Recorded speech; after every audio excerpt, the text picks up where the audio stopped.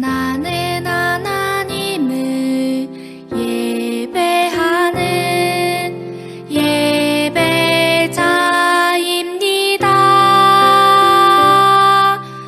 내가 서 있는 곳 어디서나 하나님을 예배합니다. 내 영혼 거룩한 은혜를 향하여 내 마음 완전한 하나님 향하여 이곳에서 바로 이 시간 하나님을 예배합니다.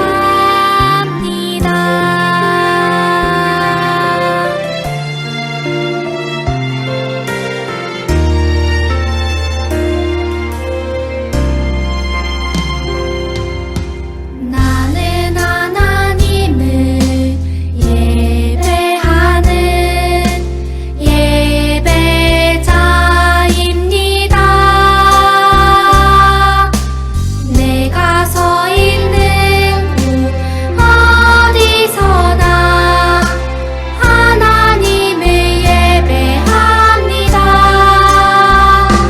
내 영혼 거룩한 은혜를 향하여 내 마음 완전한 하나님 향하여 이곳에서 바로 이 시간 하나님을 예배합니다.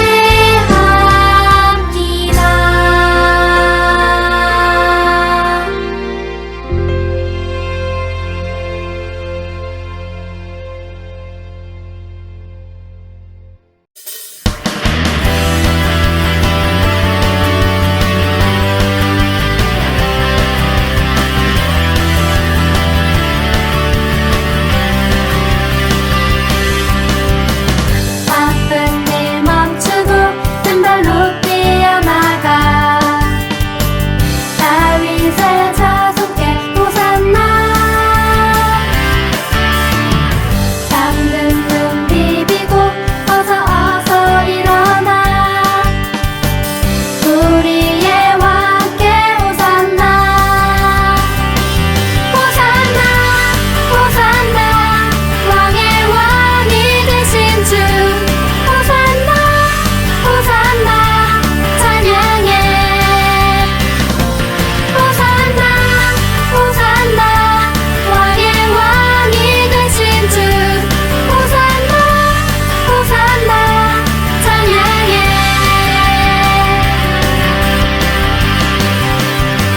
바쁜 일 멈추고 맨발로 뛰어나가 다윗의 자손께 호산나. 잠든 눈 비비고 어서 일어나 우리의 왕께 호산나. 호산나 호산나 왕의 왕이 되신 주. 호산나 호산나 찬양해. 호산나 호산나 왕의 왕이 되신 주. 호산나 호산나 찬양해.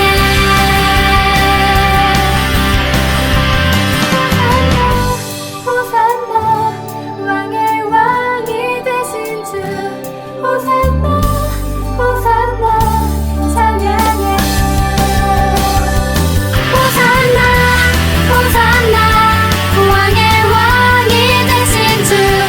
호산나 호산나 찬양해. 호산나 호산나 왕의 왕이 되신 주. 호산나 호산나 찬양해.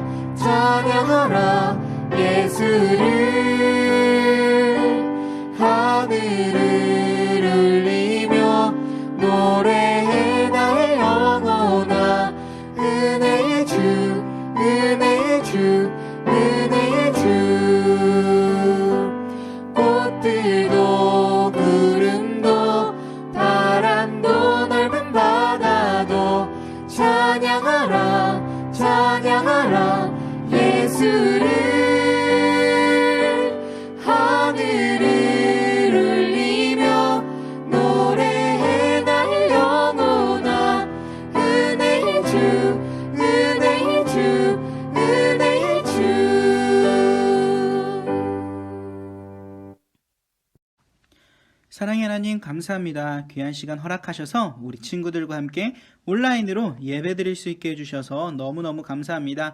우리가 예배에 집중할 수 있게 도와주시고 우리가 예배에 집중하며 예수님과 동행하는 기쁨을 누릴 수 있게 도와주세요. 늘 언제나 우리와 동행하여 주실 줄 믿고 사랑이신 예수님의 이름으로 기도합니다. 아멘.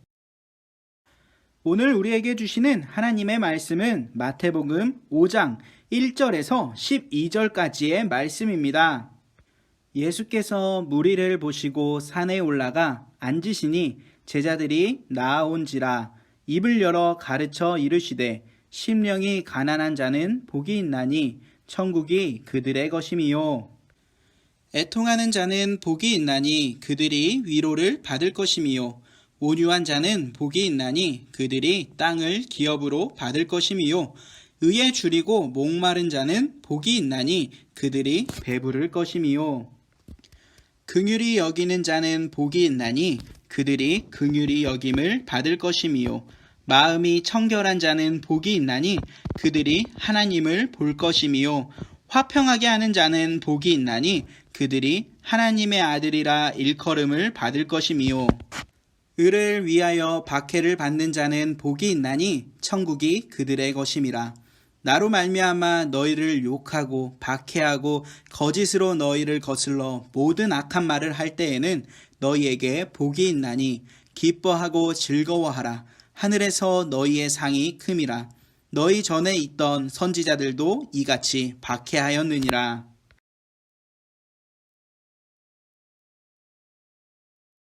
여러분 안녕! 여러분 잘 지냈나요? 여러분들은 이 세상을 살아갈 때에 규칙이라는 소리를 들어본 적이 있을까요? 분명 있을 거예요. 그래서 이 규칙을 여러분들이 지키면서 살아가고 있을 거예요.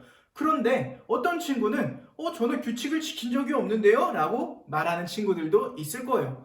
아니에요. 우리는 일상을 살아갈 때에 분명 규칙을 지키고 있어요. 그러나 우리가 이 규칙을 잘 알지 못하는 거죠. 그렇다면 우리가 알고 있는 규칙은 무엇이 있을까요? 여러분, 옷을 입는 것도 규칙입니다. 신호등을 지키는 것도 규칙이에요. 우리가 사회에서 정한 규칙이고 그것을 알게 모르게 이미 교육을 받아서 따라가고 있는 것뿐이죠. 이미 너무 익숙해져서 이게 규칙을 지키는 건지 잘 모를 때가 있는 거예요. 그러나 우리의 일상생활에는 규칙이라는 게 존재해요. 그렇다면 이 규칙이 일상생활에서만 존재를 할까요? 아니요. 우리가 쉽게 보는 스포츠 경기에서도 규칙이 존재합니다. 그래서 심판이 있고 이 심판이 규칙을 어긴 선수들에게 경고나 퇴장을 줄 수도 있는 거죠. 이렇게 우리의 일상과 우리의 게임과 우리의 스포츠 이런 모든 순간순간에는 규칙이 정해져 있습니다. 그런데 만약에 우리가 이 규칙을 지키지 않고 어기면서 살게 되면 우리는 어떻게 될까요? 아마 이 사회는 굉장히 혼란스러워질 거예요. 규칙이 없다면 이 세상은요, 자기의 마음대로 행동하며 다른 사람들에게 피해를 줄 수 있거든요. 그래서 이 사회가 정한 규칙을 지키지 않는 사람은 벌금을 물거나 때로는 감옥에 가기도 해요. 그렇다면 우리가 배우고 우리가 읽는 이 성경에는 규칙이 있을까요? 네, 맞아요. 규칙이 있어요. 여러분들이 생각하는 규칙하면 떠오르는 게 뭔가요?